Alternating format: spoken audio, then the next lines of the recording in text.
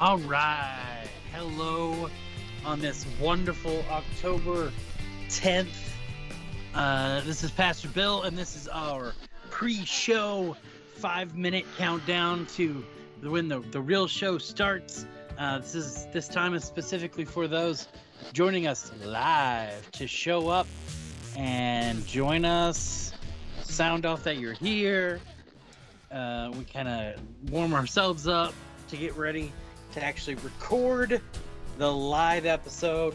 We record it every Sunday night when we meet at about 6:30 p.m. Central Standard Time. It's me, Pastor Bill in Texas, and Pastor Noom's coming all the way from Tennessee. Pastor Noom, do you want to say something rather than just shaking your fingers at the camera? You told me to point at you when it was time for you to start talking, and so I've made sure that aggressively that you have figured out that it is time for you to start talking. I didn't mean to just keep pointing over and over and over again. Oh. Yeah. So we've got Groggy's alt on Twitch. He's joined us. He says boo. And we've got actually, I think this one. Isn't that Groggy? Isn't this one Best Groggy's 13-17? But isn't this one Groggy's main? Oh. Anyway, we've got Rain GFG joining us on the Ecclesian House Discord server. And then Biggs is here. What's up, Biggs? How you doing? Hey, Groggy, can you sound off on Twitch and let us know, is the best your main or is Groggy your main? Because I don't remember. We don't know which one's your main and which one's your alt. So it's hard to remember when we get old fogies. Phoenix is here. What's up, Phoenix? She's not here. She's present. Well, she's somebody's present.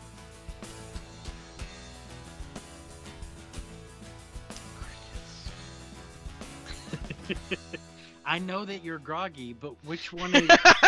He says, I am Groggy. I know you're Groggy, but which one is your alt name and which one is your main name? Okay, Groot, calm down. I am Groggy. I am Groggy. Some coffee might help with that. Kind of perk you up a little bit so you're not so groggy. No, we prefer whatchamacallit in this house.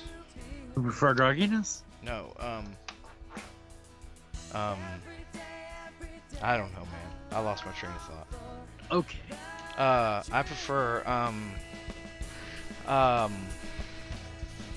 sneaks. We drink sneaks in this house. Ah, well that's caffeine.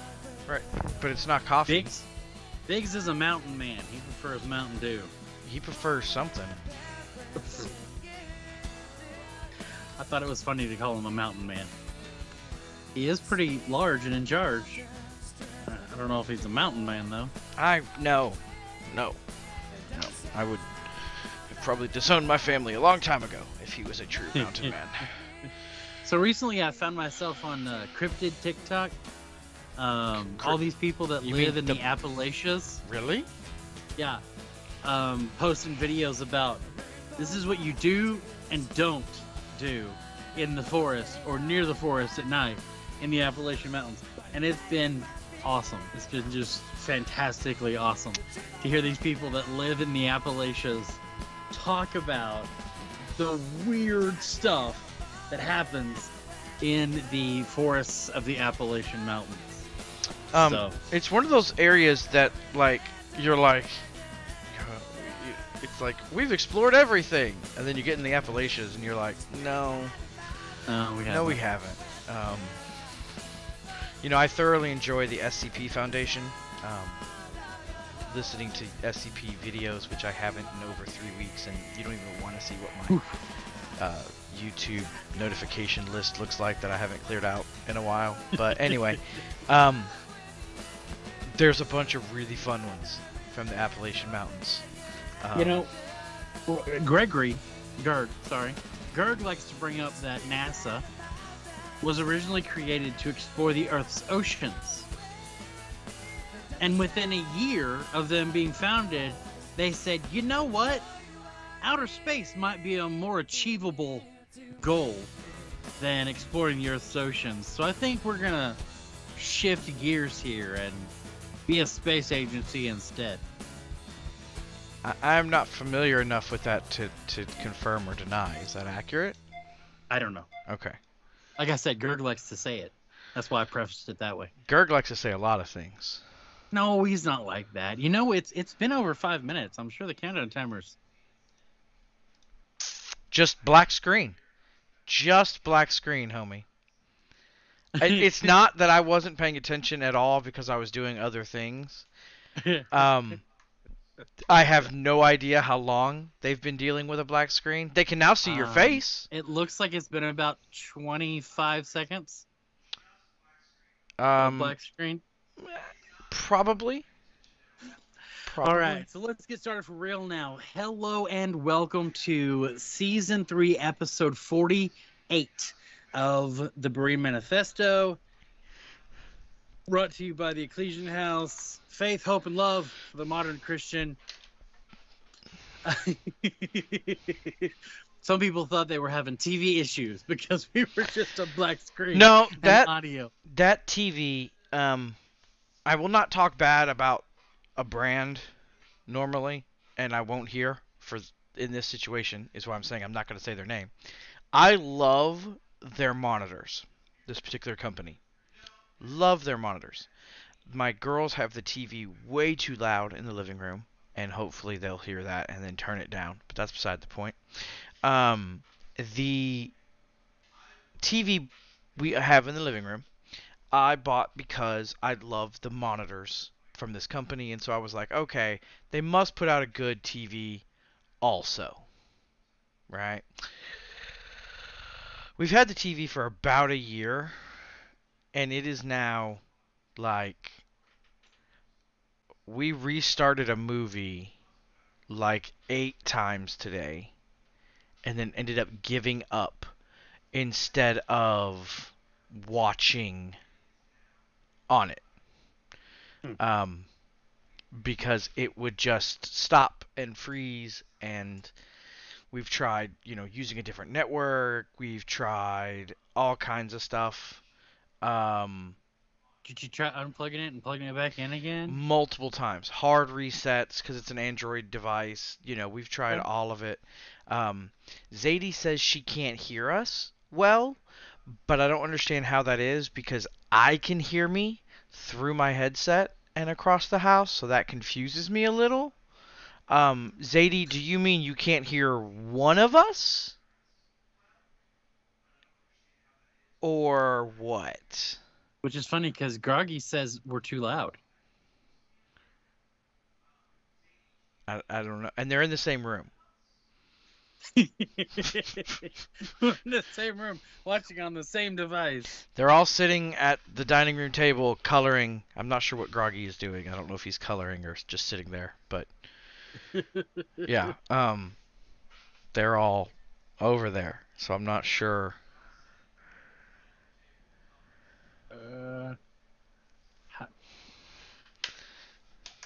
Bill is a lot quieter.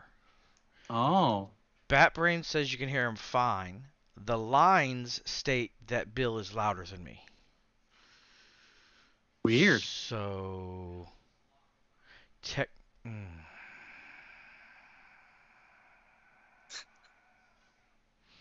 Okay. The chat is a little house live right now. Our house is an open concept house because it's cheaper not to put walls in, let's be honest. That's the only reason builders build open concepts. They've marketed it to be great, but really it's because walls are more expensive. I'm not even going to go there. I've always found it to be a ripoff, but that's beside the point. So they are in the dining room, and he is on the couch.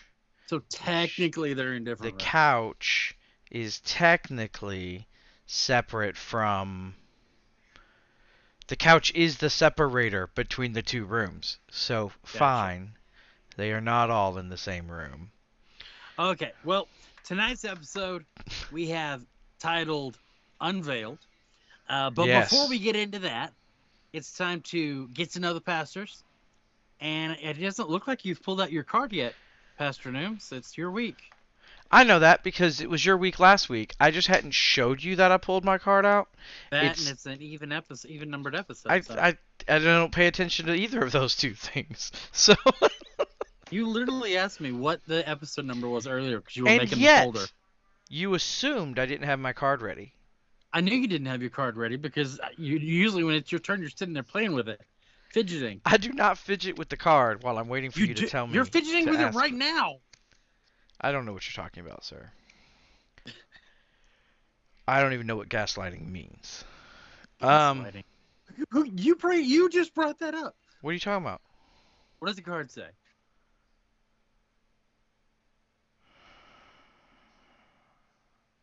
Silence. No. No. No, he's rejected the first card. No. We're not doing that. Mm-mm. There's too much ambiguity. It's not actually going to tell us anything about ourselves other than we don't like it hot.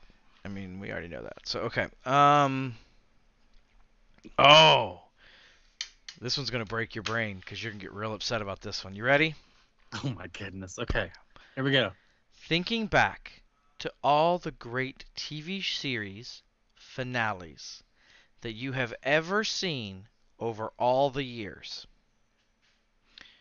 which show do you believe had the best final episode? So, of all your fandoms, choose which one ended the best. Now, I will not answer this question because I hate endings. So I'm not going to answer the question. But I will answer which is the worst of one of my favorite television shows. And that is a show from the 90s. 90s? Oh, we're old. A show from the 90s called Dark Angel. And I own both the American and a Korean copy of the entire series. And the first season ends real well, goes right into the second season real well. And then we get to the end of the second season, and Dark Angel, who's played by Jessica Alba, who's a genetically created person, blah, blah, blah, blah, blah. She runs up this ramp and starts to jump this fence into this area in protest and to go save the people and fight against the people that are in this area. And as she's crossing over the fence, the season ends because there was supposed to be a third season. And so forever,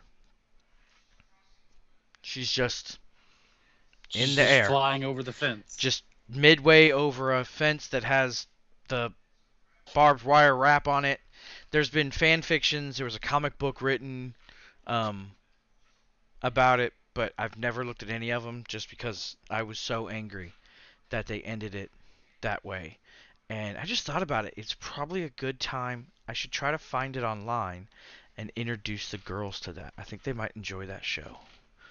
It was one of the first shows me and my wife watched together because I forced her to watch them when we were still friends back in the day. And I made her watch on a laptop the DVD versions that were from Korea. So, Billiam, what is your answer? I have no idea. Oh, come on. That's not fair.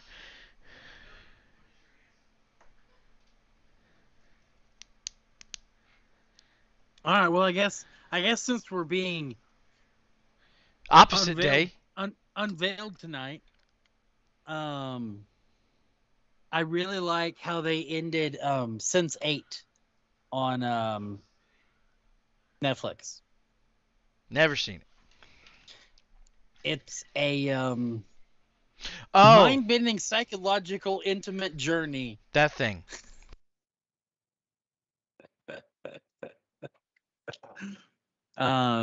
Not intended for those. It's NC-17. Put it that way. Okay. So, Yeah. I will say another thing that's really important right now because it's just that cool. That has nothing to do with anything we're talking about, but I just took a drink, and so I want to show it. Sneak, who is my favorite energy drink company, released metal shakers. and it's laser etched stuff. What's it called? And it feels so tactile nice, and it tastes better because it's metal instead of plastic that allows, NAST in 2 days. Because drinking out of plastic is disgusting. So anyway, I just wanted to throw that out there. That good on them.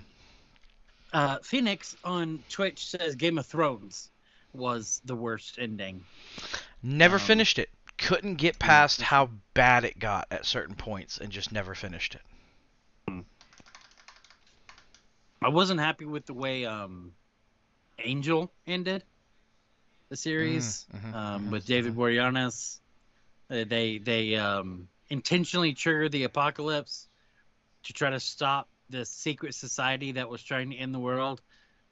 And it's got like this horde of demons are coming. And the last scene is Angel's got this axe and he's running into the horde of demons. And it goes off. And it wasn't intended to be the end of the story. It was just intended to be the end of the season. Because it was the most popular show on the network. And then they drug their feet on, renewing everybody. And so Josh Whedon went in and said, hey, my guys are getting offers from other shows. We need to know if we're being renewed or not. And the network head thought he was giving him an ultimatum. And so he just canceled the show instead of just level-headedly answering the question of whether or not the stars of the show should take the other offers they're getting or not. And that was the death of that show. Which I never finished that show. I enjoyed it. That's a good show. Another one of those 90s just... They definitely should have replaced everyone in the writer's room about halfway through the final season when they released an episode where all the characters get turned into puppets. But other than that... Yeah, but the 90s was the era of, like, let's do really dumb... Like, we have this gritty sci-fi show, and it's like, let's do something really stupid, like make a whole episode a musical. Make a whole episode cartoon. Hey, make a whole episode. No, it was terrible. It was terrible. I don't care. The episode of Buffy where there's no speaking whatsoever. I know. Yeah, I've got songs from the Buffy musical on our shared playlist. I know. I'm aware. I came across it and was like, what is this? What has he done? What has he done to our lives? He knows I hate musicals. Okay. So I growl at you in disgust. My week was good. My week was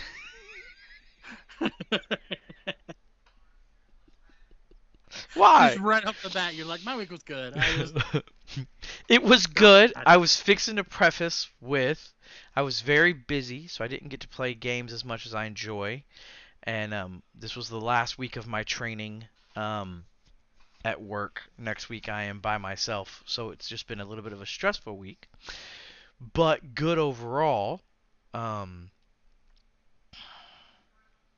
But I was not happy with lots of situations and the amount of de-stressing that I was able to do throughout this week. There was not enough time for de-stress. And one that really got your goat the worst, more than anything else that happened this week, was the lack of Venom 2 leaks online. Okay, I wasn't going to talk about that because that's illegal. You're not the one leaking it. You're just coming across them. We weren't going to talk about that. But... yeah, that made me real mad on Friday night. Like, that made me real mad. You even specifically said before we went live, we're not going to talk about this. We're not going to talk about this live. I was real mad. Because we didn't want to go to the theater because it's so expensive to go to the theater. Even just for adults, the tickets are $14 a piece for a theater that I don't want to actually step in. Because it's not a nice theater. Like, if I was going to somewhere that had, like, red carpets and, something, like, worth going into, cool. This is a movie theater in a city here in Tennessee. I don't want to go there to begin with. I don't want to go spend 53 whatever dollars just to walk in the door. I was so upset. So we went and played pool. Mm. Um, but which is not bad because it's really weird that one of the pool halls here in Murfreesboro is actually one of the top rated restaurants in on not the Uber Eats, the other one, Grubhub. Mm. They're one of the top restaurants in Grubhub because certain of their food is just that good. And like when I read that, like in the bar, you're like, right, I bet it is, you know. And then I actually ordered the burger.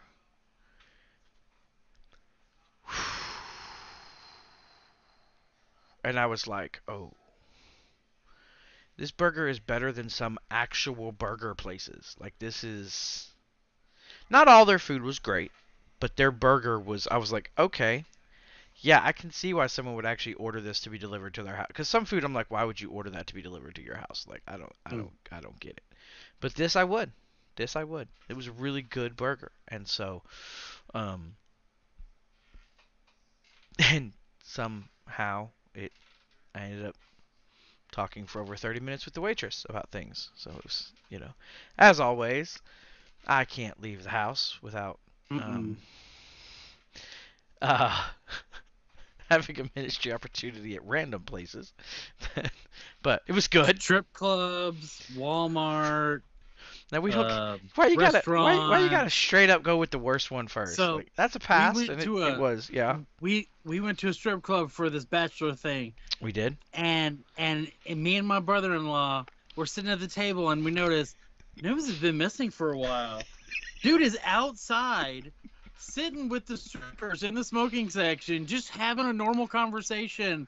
They're all fully dressed, just being ladies, just having their smoke breaks, and he's out there like, "Oh, girl, I feel ya. I just hate it when that happens." And I'm like, you ditched us inside to come hang out with these ladies outside?" And he's like, "Hey, man, I'm just being me." It's odd. It's really funny. We talk about our relationship quite often, and you love ministry and you love ministering to people. Mm-hmm. That is something you love. I would prefer to be not talked to normally at all. Like even with this podcast, you had to drag me and force me. You should really do the podcast part with me. I don't want to do the podcast part with you. I'll be with you for the other parts. I'm not doing the part. You should really do the pod. I don't want to be with you for the. I don't need it. I don't want it. I don't need people to look at my face. I don't want people to hear my voice. I'm good. And we're very different in those types of ways. Because you like and yet everywhere. Um, the waitresses, the cashiers, the yeah. And Tina's like, shh, stop talking to people. Why are you talking to the people? The girls are like, Daddy, stop talking to the people. I didn't start the conversation. I'm trying to go home too. But once you get to a point where you're like, all right, this person's talking to me, or I'm talking to this person. Cool, no problem. And then like the Holy Spirit leads the conversation to religion, and you're like, well, now I can't walk away. Like I'm morally Right. obligated now to finish the conversation until that person is done, because if you pass up a ministry opportunity, you're kind of a garbage person in my mind. But I would have to agree with that and assessment. Biggs is correct. It is because of him. The same thing happens to him, and it's you put the two of us out, and you're not getting anywhere fast. Like just don't plan on oh, we're just gonna run in and grab food real quick. No, we're gonna be there for an hour and a half. Like whether or not we're eating the whole time. Like you're not getting out Yeah. of here. And so yeah, it is something that Biggs does as well. And so but yeah, ended up very nice conversation with a lady who is an ex-Catholic and whose boyfriend is still in religion, and she was struggling with it and ended up literally having a 30-minute conversation while she was trying to put in Tina's wing order. Um, and it was slow, so she didn't have other tables, so she was just standing at the table talking to at the pool table talking to us, and I was like, all right. Groggy and Heather just sat down. They're like, we'll just wait. This is gonna be a while. Just sit down, we'll wait. It's fine. But anyway, how was your week? My week was great. I You think had date night. I had date night yesterday, which was very nice. We went to an event by a company called Fever. The event was called House of Spirits. We got a VIP entry, and then they came with this lovely Scotch drinking cup. Not that I drink Scotch because I don't keep alcohol in the house at all. I was like, Scotch. I can't imagine that. Is that not a Scotch cup? That's a No, Scotch cup. no. You're correct. I just can't but you imagine. can't imagine me drinking Yeah. Scotch. Yeah. No, that's No, not. yeah. Yeah, no, I So can't it was see that at all. it was they called it a haunted mini cocktail soiree. And it basically was. It was like 4 stations with cocktail stations, and my wife Bat Brain, she put up the pictures on her Facebook page if you're friends with her on Facebook. And there's 4 mini cocktail stations, and each one was named and bespoke, crafted around a different part, or rather a different character of the overall ghost story surrounding the event. And it was a lot of fun just to get around a bunch of adults and pretend that I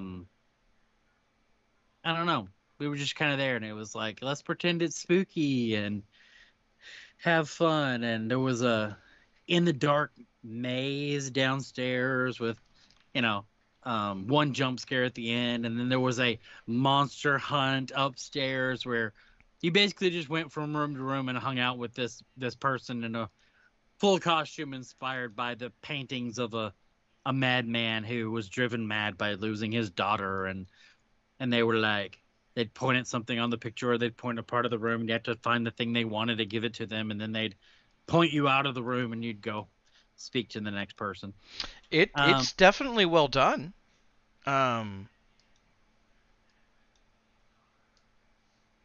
Yeah, these are really good pictures. Love her tights. All right. So we had a lot of fun, and but the last cocktail, the VIP cocktail, it was made with this ghost vodka. Ooh, That's a ghost pepper. It's so spicy. All you can taste is the spicy on that ghost vodka. It doesn't even have any flavor. It's so spicy. It just hurts. It's just the pain of the spiciness. So that was a little intense. But we had a lot of fun, and then we went to Moxie's in downtown Dallas. I don't know if anybody's ever been to Moxie's. Batbrain says thanks for the compliment on her pictures. She took all of those pictures except for the one that I edited where, she was like, do the mirror thing if you can. And so I took, some pictures and then edited it in my Photoshop to make it look like she was looking at her mirror reflection was doing something different than her. And yeah. So we went to Moxie's, and Moxie's is a it's known as a test kitchen. So like when big restaurants want to try new recipes, but they want to get a feel for them first, they'll hire Moxie's to carry it on their menu for a while. Oh. So each one that you go to has kind of is going to have a different menu than each other, and the menu will change from time to time. But I got the so if you're headed to Moxie's in Dallas right now, I got the vindaloo. It's beef vindaloo on the menu, but I substituted in for chicken. Let me tell you, it was real vindaloo. This wasn't like the watered down, Americanized, cheapened, mild stuff. This was I'm going to break off my piece of naan and pick up some vindaloo from my bowl, and I'm going to put it in my mouth, and I'm going to start coughing, and my sinuses are going to be instantly clearer than they've been in months. That kind of vindaloo was great. I fell asleep in the lift on the way to the event, and then Roxanne fell asleep in the lift on the way back from the event. So Yeah, you forced everyone to go to Facebook. Congratulations. Yeah, congratulations. In the middle of our live stream, everyone went to Facebook. You're welcome, Facebook.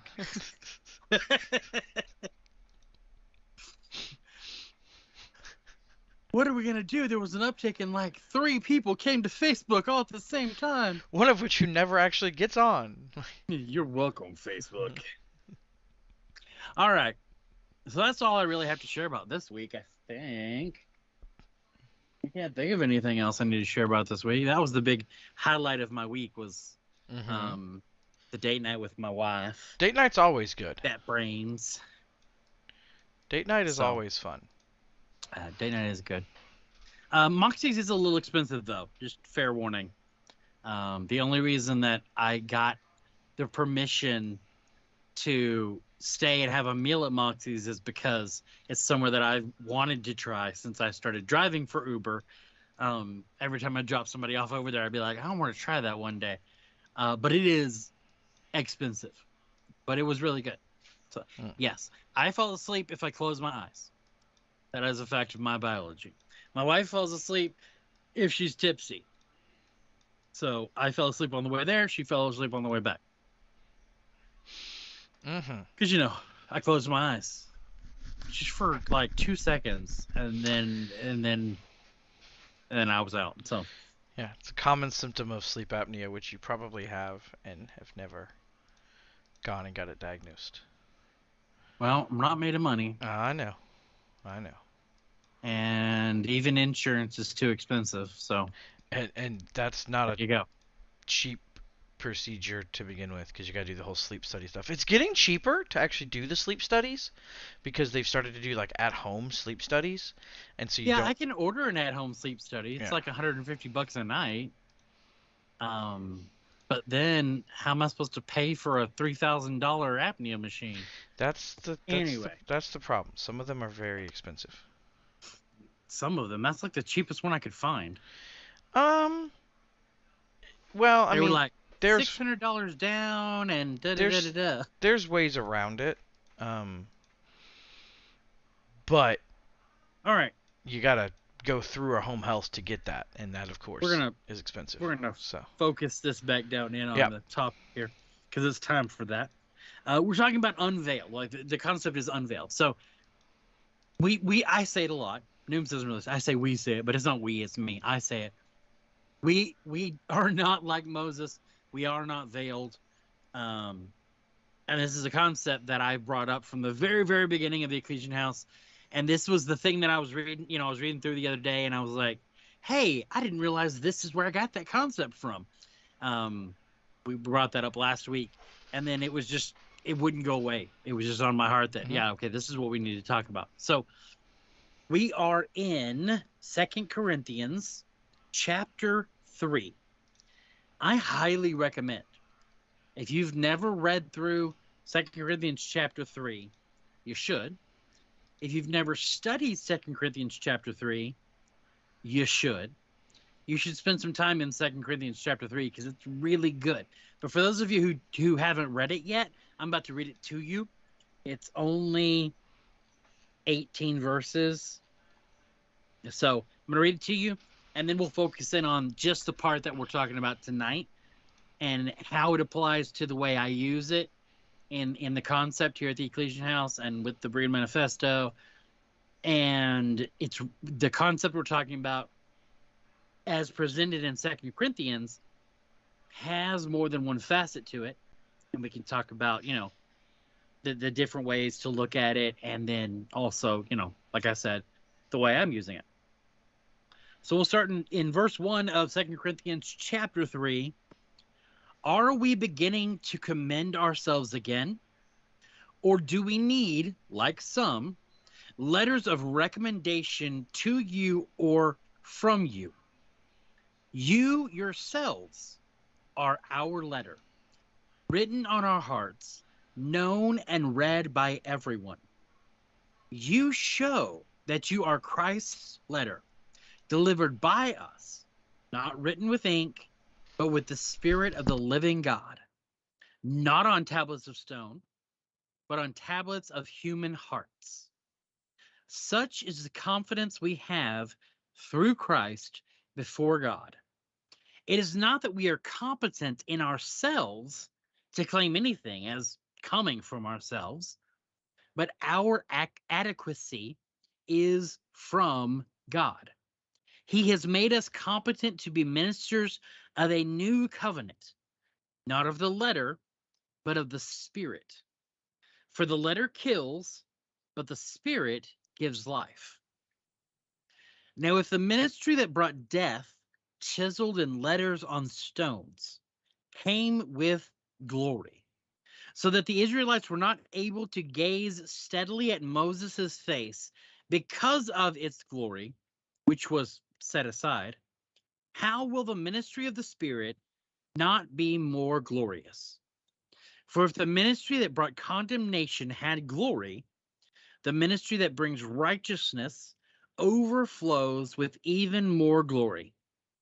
In fact, what had been glorious is not glorious now, by comparison, because of the glory that surpasses it.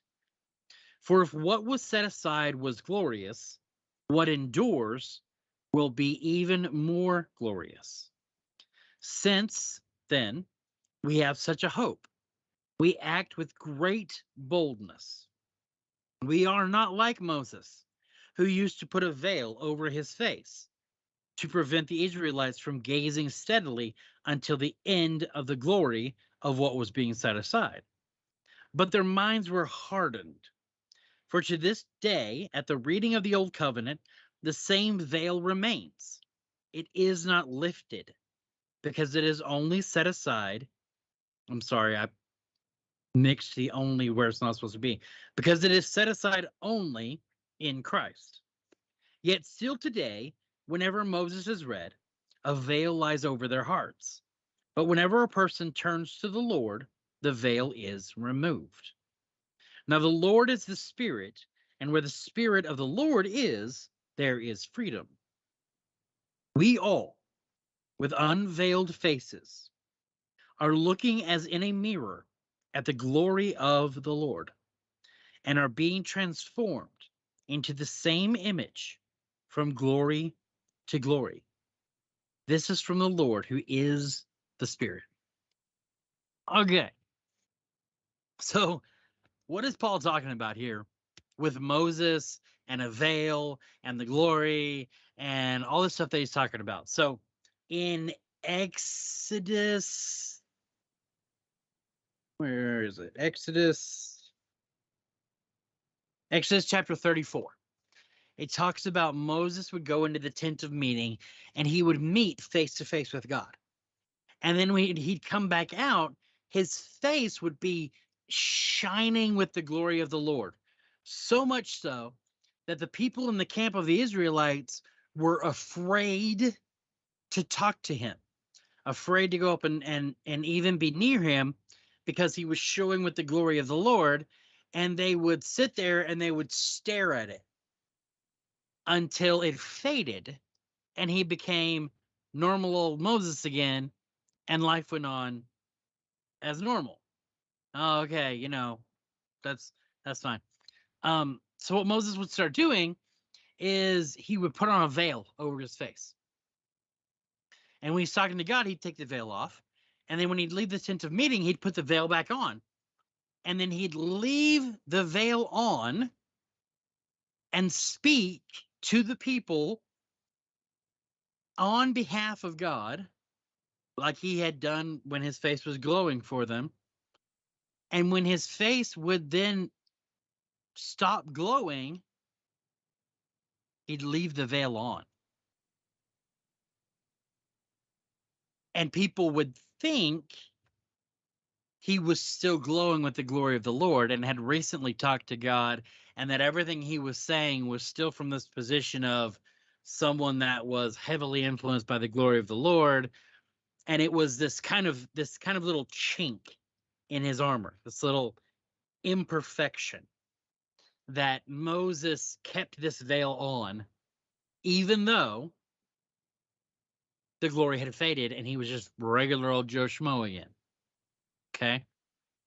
So there's two concepts here that Paul is playing off of back and forth. One, he's saying, don't be ashamed of the gospel. You are a Christian. Don't be ashamed of who you are. Don't be ashamed to let people know. Don't be ashamed of the glory of the Lord. Don't be ashamed of the fact that you are set apart to be holy. Don't be ashamed of that. And at the same time, because Paul's got to be careful. He's writing to Gentiles. He knows Jews are going to be reading what he's writing. He knows Romans are going to read it. So he's got to say things that always mean multiple things and weave this awesome thing together, this awesome concept together to give a whole idea.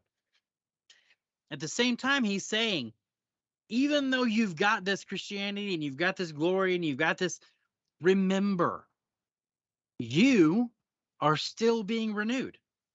You, when you look in the mirror, still see Joe Schmo. And you are steadily being changed. So it's at the same time that you're not ashamed of the gospel, you're not ashamed of your Christianity, you're not ashamed of who you are in Christ. Don't pretend that you're perfect. Don't pretend, don't veil your imperfections in a veil of, oh no, I'm a Christian, I'm perfect.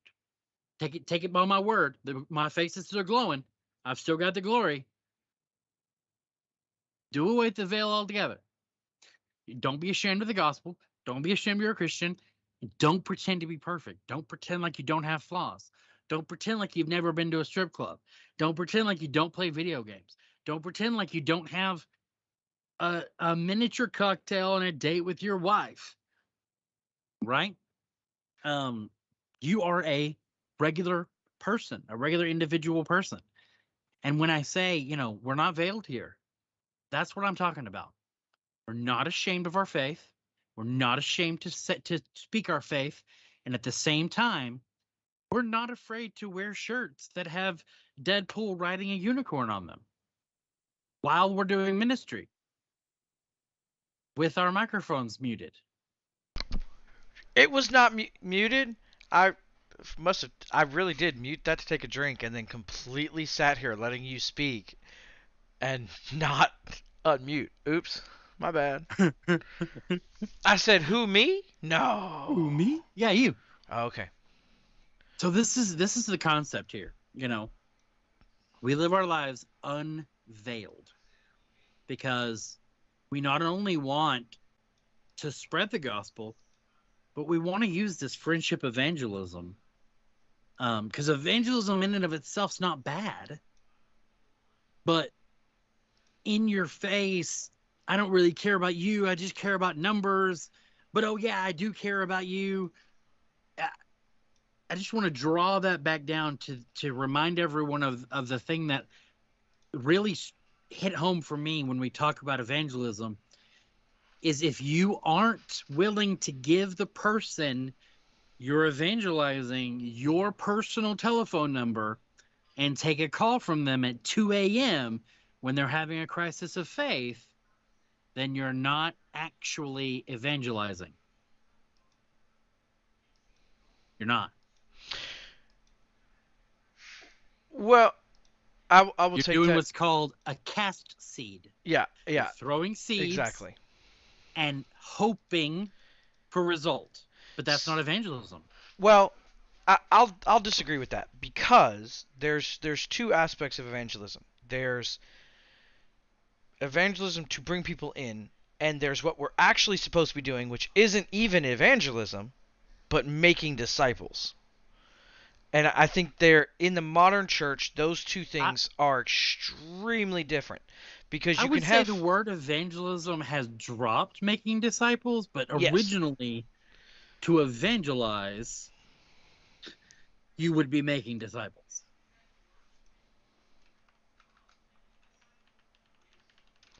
I mean, maybe.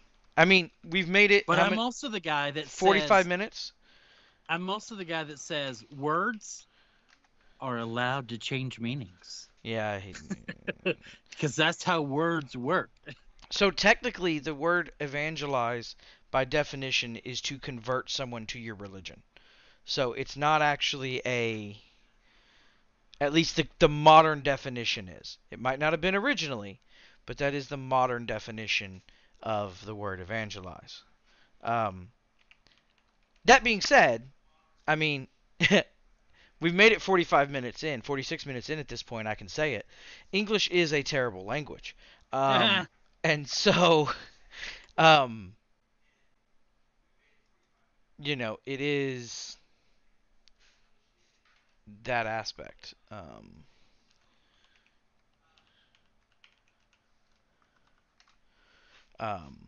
And the word evangelize isn't even in the Bible. no.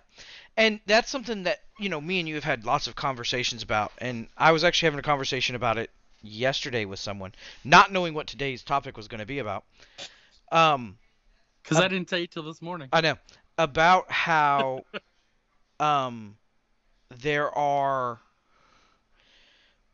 in my mind, a major failing of the modern church is taking the Great Commission and changing it to mean evangelization. The Great Commission is go out and make disciples. Right. And what a lot of people have done is to say, okay, well, I've made a lot of converts. And as Big said, there are some people who are better at just throwing seed and aren't good at the interpersonal relationships.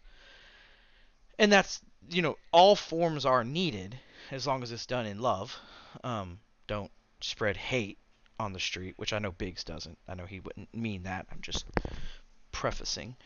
But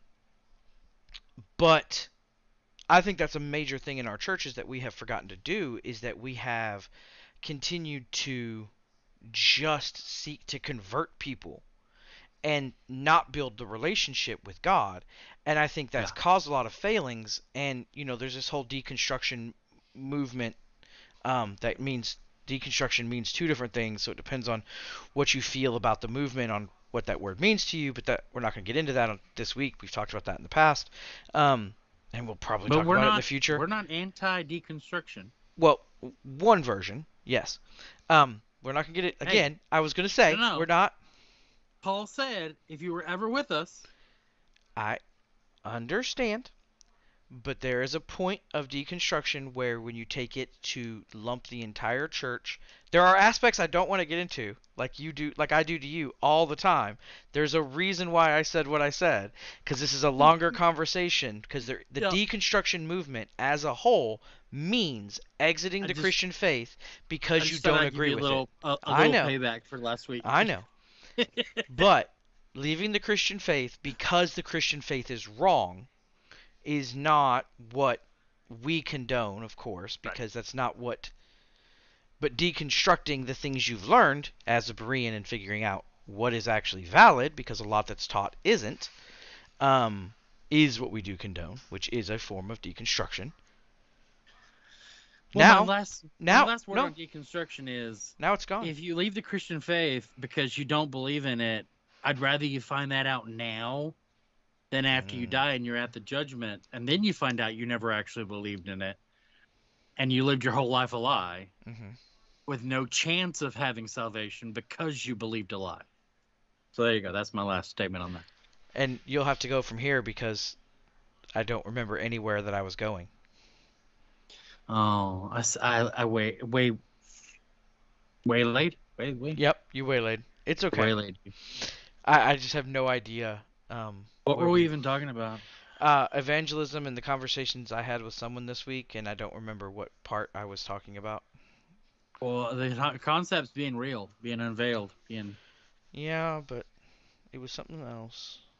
So when I hear of and see churches that are, have that concept of, I mean, you just bring them in here, you bring them into the church, and we'll lead them to the Lord. You just bring them in.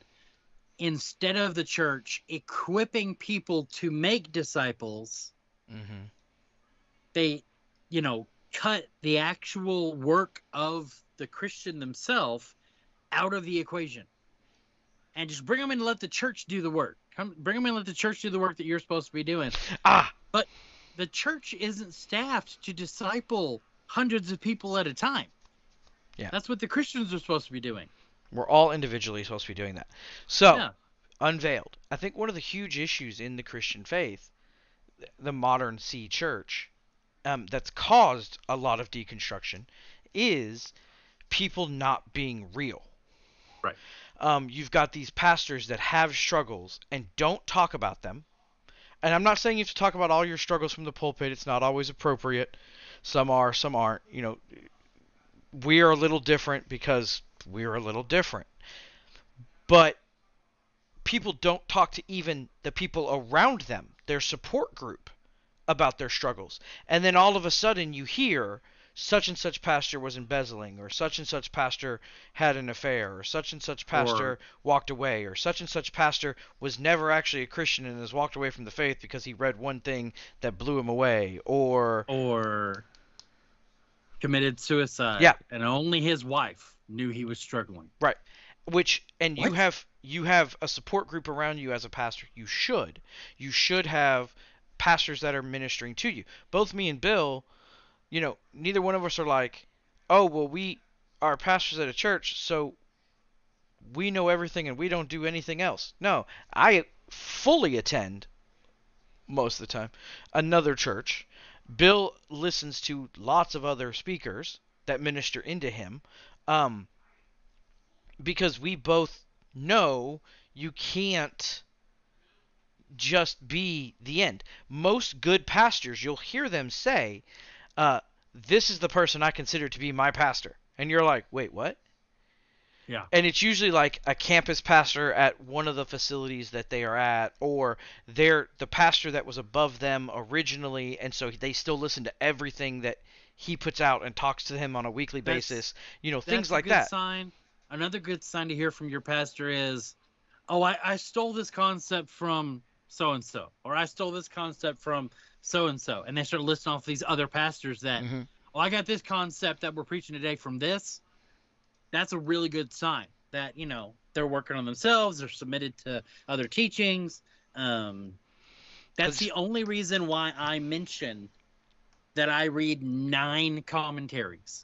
Is so that people understand. When I say, hey, this scripture means this, it means that because I've read 9 commentaries from people ranging over the last 200 years, and the consensus of the last 200 years of theologians. I'm not making it up. I'm, you know. Which they can still all be wrong. It does happen. They could. Yeah, absolutely. But 100%. But it is one of those things where we're always, at least here, we are always very open about, we're not right. We think we're correct, but we have both been proven wrong more than once. We've both been proven wrong more than once while talking here by the other person, and then have to go back and go, did I? Oh. Oops. I've gone in to prepare to speak, you know, to record one of these podcasts, and been proven wrong by the scriptures on what I thought something was. And I'm going, how have I missed this all this time? What? Yeah. And it's very, very easy to happen because we as humans, we put our faith in other people and other things. And when a teacher that you trust tells you something, oftentimes you absorb it and make it part of you without ever truly looking at it, which is why Paul brings up the Bereans at all. Right. Of, hey, I really like these guys because they don't trust me at all. And when you stop and think about it, you're like, wait, what, Paul? Like, shouldn't they? Because we're taught, some churches, they teach, if your pastor says that it's true. If a leader says that it's true. If an elder says somewhere else. Yeah, if an elder says it. Somewhere else. Yeah. But I think we always have to be questioning because it always has to go back to the scriptures. I've been in conversations where it's like, well, where is that? Oh, it's here. And you go back and read it and you're like, oh, that's odd. Why have I never seen that? You know, and I definitely think it's something that being unveiled is so important because it is showing that we all have struggles and we all need help every day. And the second, like I mentioned before, which I didn't really even think about the second half of being unveiled because I only go to the negative normally, not the positive. I didn't think about any of the fact of what my stories were in the beginning of this. Talked about the second half, which is the Holy Spirit will bring people to you. Don't hide from what you are, which don't start with me. I don't need to hear it, sir. I can see your judgy face from here. Those listening to the podcast can't see how judgy his face is, but just imagine it's very judgy, because now he's going, yeah, that's what I was gonna say too. I was gonna bring it up, yeah, yeah.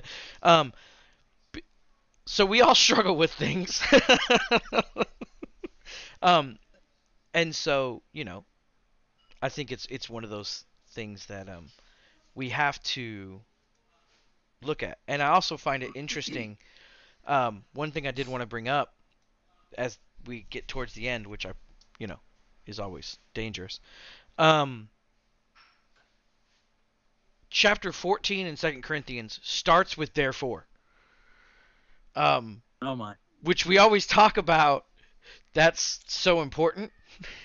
Chapter what? Chapter 4 of 2 Corinthians Oh, 4. Starts with therefore.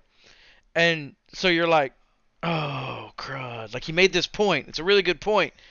And he's got a second follow-up that the biblical writers the people who dissected the Bible for what we currently have were like, oh, here's a good split.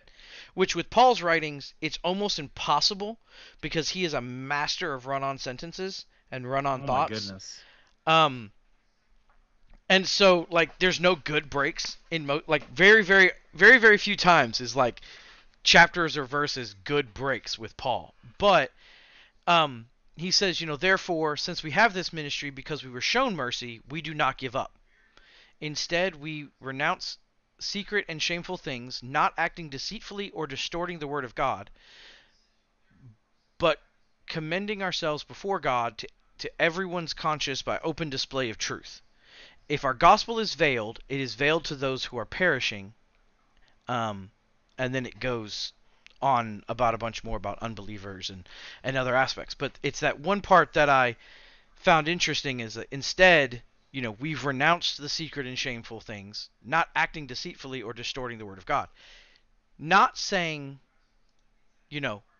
we do this and that means it's okay for everyone. But saying, even someone like me can receive the gospel and salvation. That's what Paul's saying there. Yeah. Even someone like me. Because I messed up a bunch. And let's be honest, there are very few people that this podcast will reach. Not saying none, but few. That were as bad as Saul was. Like, it could, if it gets into a prison ministry somewhere, or some ex-convert, the word that Bill will say in a second, because I can't find it. If you've done some, like, truly because Paul did. He did some truly terrible things as Saul, and then was like, oops. And so that's his point there, is even if, therefore, this is why I'm saying this, we have to live unveiled to show people, it's not. It is part of the gospel message. Yeah. To not be flaky and to not pretend you're okay and to not pretend everything's hunky-dory. Yeah. And let people know that even a messed up slob like me, who's done the things that I've done, is worthy of salvation and can be changed by God, and that change is ongoing. Mm-hmm. Sorry, yawn. And that's always something that is interesting to look at of those types of aspects of, there's it's just he was a very good writer, and it's very interesting sometimes all the concepts he puts into one chapter, because that chapter is definitely a lot. I read it several times today going, okay, Paul, This is a really good run-on sentence, and you've got several concepts going in the same chapter. Um, I actually went back to the KJV for a minute just because I was like, okay, I learned this at one point. What's something that's not sticking because I'm reading it differently this time? We go back to the these and the thous because I'm missing something. And oh, okay, yeah, I see now. That's what I was missing. Because I did so much of my study in the past, in that, it's sometimes hard to equate the newer translations. And on that, as we, wind down now, funny fact from history: in the Queen's English, which is what the KJV is written in, it's called the Queen's English. It's not Old English. It's not quite Middle English. In the Queen's English, the terms thee and thou, these are the casual ways of saying things. These are not the pomp and official sounding. These are the way that beggars speak. The king, you would never find royalty or someone that was highly respected in society saying thee and thou when they were talking. So when someone, is reading the scripture and they're like, thouest say thee did, and then they pray that way and stuff like that, they're just doing their best impersonation of a pauper covered in mud who just left the pig farm and is doing their best to speak in the public market. And I just think that's so funny because it's got these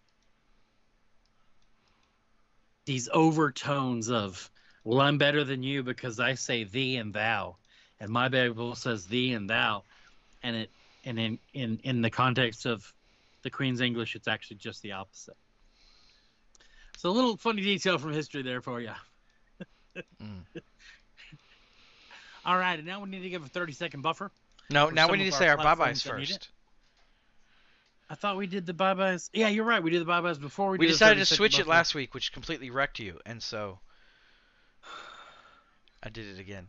I don't know what to do with myself. All right, so we record this every Sunday night when we do record it at 6:30 p.m. Central Standard Time, and I'd like to invite anyone listening to this to come join us live. You can participate on Twitch, you can Facebook, YouTube, any of those places. You can comment live in the chat, and we will see it, and you can be a part of the conversation. We love having people be a part of the conversation, and it really does deepen the way things go. None of that happened tonight. As far as, building upon and people asking questions, something like this, but that's okay. It doesn't have to happen. You're not required to participate in the chat. You are invited to.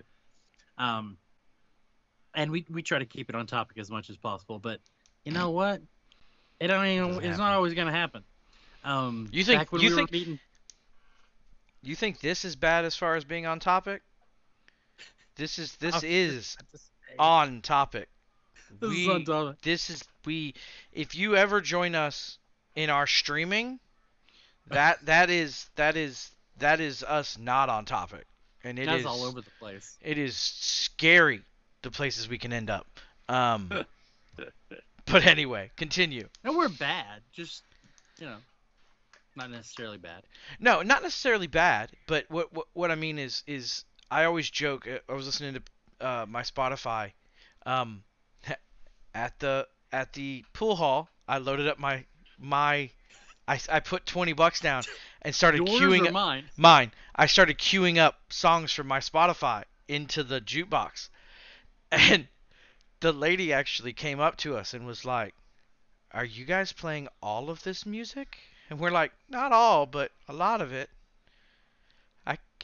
I can't tell what's you guys and what isn't. I was like, "Yeah, you won't be able to," because it was me, Zadie, and Phoenix. I don't know if Groggy was queuing anything up. I don't remember. And all of us are very eclectic, and so the music was just all over the place. Zadie put some Striper in there at one point even. So, I mean, it went all over the place. That's funny. And so, yeah, good luck. I feel sorry for the person who has to figure out what my browsing history is. If I have an NSA agent, I am sorry, homie. Like, I am bad. But All right. This podcast comes out every Wednesday night at 7 p.m. Central Standard Time, wherever you get your podcasts. We actually just joined another podcast host that I didn't know existed, and they reached out to us, Verbal. So if you're on Verbal and you haven't been here in the Bree Manifesto, we are officially on Verbal now. Like I said, we try to keep up with every podcast host, and as they pop up, we try to make sure we're on there as well. What are you grinning at over there, Pastor News? you can hear us verbally on Verbal. You can hear us verbally on verbal. All right.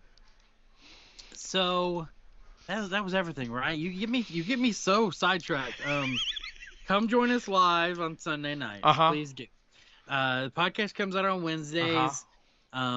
If you like our content, if we've helped you or made you laugh or just made you smile, and you think someone else could do with having a smile or could be helped by us, please share, like our content, share our content.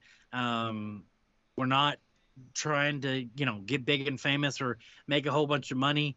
We talk about friendship evangelism because we literally want to be able to interact on a personal level with people.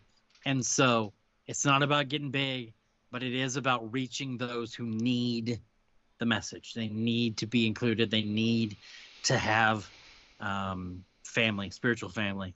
And so that's really what we want to do. So if there's somebody that you know needs this, then please share with them and point them our way. And that's really all we have for tonight. So we love you guys. Have a great week. Now your catchphrase, Pastor James. Love you. Be safe out there. I love messing with him. It's my highlight of my day. And until next time.